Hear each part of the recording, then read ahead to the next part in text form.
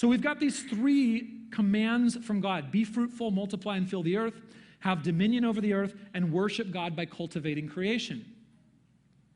So humanity, the job, the vocation of humanity as a whole is to multiply so that it can reign over creation according to God's good will and therefore worship God in doing so.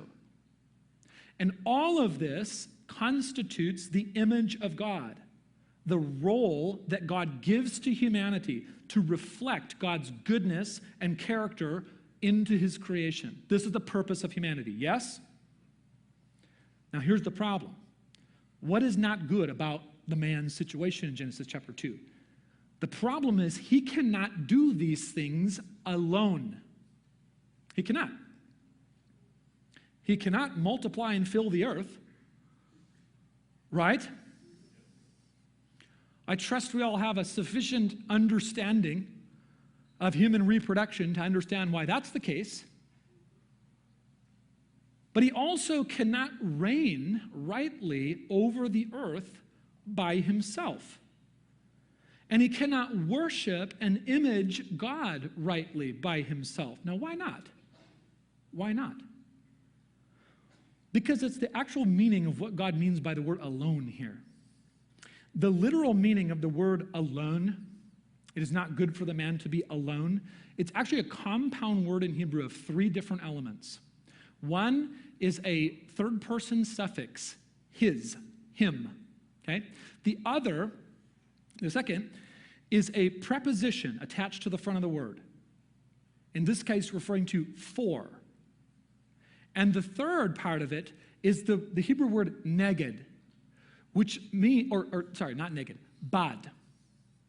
The third word is the Hebrew word bad, and that means portion or part.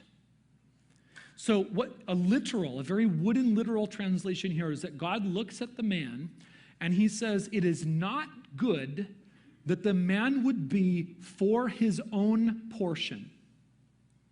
Yes? For his own portion.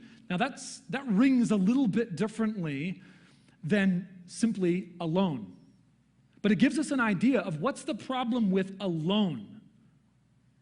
Well, this is contrasted by what God immediately says. God's immediate statement is the same preposition, for. And what God says, I will make for him. I will make for him. And we'll get into what God makes for him. But the point is there's a contrast. There's a direct connection. God says it's not good for the man to be for himself. I will make for him what he needs. So what's the idea then? Well, God is going to give Adam what he needs. And in Genesis 2, this happens when God, how does he give Adam what he needs? He puts him into a deep sleep. And then he does like a surgery on him. Yes? Now, elsewhere in Genesis and in the Torah more broadly, when God causes a person to fall into a deep sleep, it's because he is going to give them a blessing that they could never gain on their own. So, for example, you see this in Genesis 15, not too far into the future, that Abraham is talking to God about the blessing that God is going to give to Abraham. And God makes a covenant with Abraham. He enters into this committed relationship, covenant with Abraham. But the means by which he does that, if you're familiar with the story, is he causes the same exact verbiage. He causes Abraham to fall into a deep sleep, and then God cuts a covenant with Abraham. And there's a whole different thing there. Someday we'll get there. But the point is that in the Hebrew Bible, when God puts somebody into a deep sleep, it's because it's a symbol. He's going to do something for them that they have no hope of doing on their own. And so here, he puts the man into this deep sleep in order to give the man what he needs.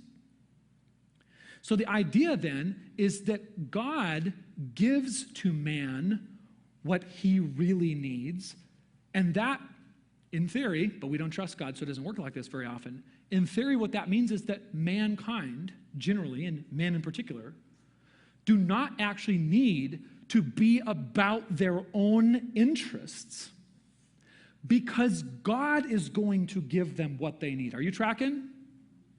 And here's what I think is being said here. It is not good that the man would be for himself, because man cannot rightly image God when he is a narcissist.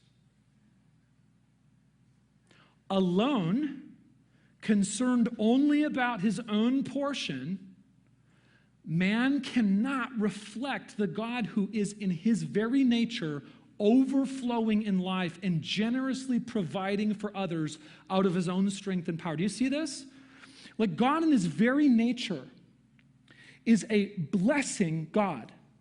He is a God who overflows out of his own abundance and power and strength, such that he extravagantly gives.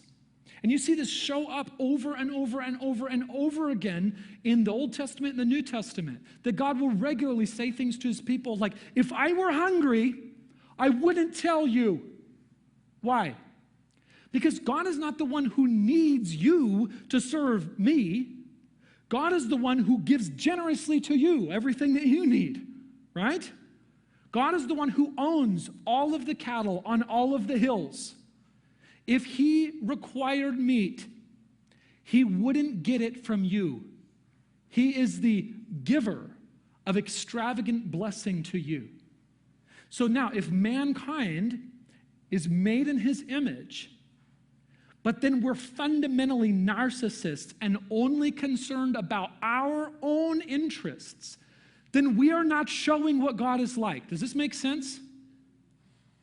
And this is why, like, one of the things my daughter asked me the other day, she asked me, Daddy, when will I be an adult? And my wife gave a profound answer.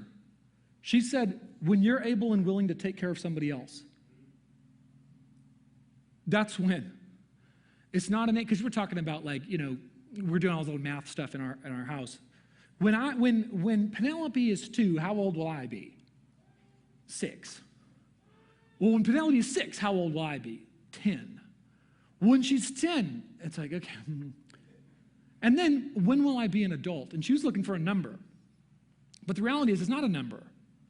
It's when you actually get to the point in your life where you can stop being about yourself and take somebody else under your responsibility. And specifically, young men.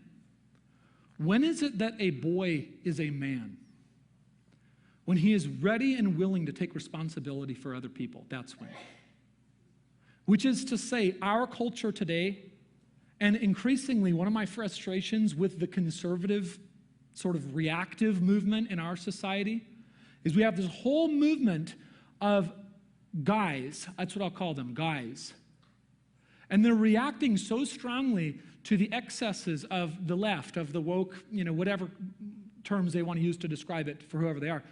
But they react with this idea that, like, oh, all of these people, the feminism, we hate feminism and all this stuff and blah, blah, blah. So then what they do is they say, so we're never going to get married. Like, we're not going to bind ourselves to anybody. And I'm like, well, then what you're doing is you're consigning yourself to forever childhood. Okay? If you're 45 years old and you will not basically take responsibility for anyone aside from yourself, you're a 45-year-old boy. That's a little bit harsh, but absolutely true. Absolutely true. Someday, I imagine some young man may come to me and ask for my blessing for him to marry my daughter. He will not get that blessing unless he has a Bible and a job. Because if he's not ready to take responsibility for somebody else, then he's not a man. He's not living out the image of God. Now, in the case here in Genesis chapter 2, God is looking at Adam, the man, and he's saying it's not good. If he uses his strength and his power only for himself, he will misrepresent the God in whose image he was made. And if that's the case, he will not rightly reign over the earth, because he will rule as a tyrant, because he doesn't know what it means to give himself away for another. So it's not good for men to be alone. Not good at all. God is not talking here just about some psychological sense where he might get lonely. And that's true. Maybe he'll get lonely. But that's not what not good means. Not good means he's not going to be able to be who I have made him to be, and he's not going to be able to do what I have called him to do if he's only concerned with himself.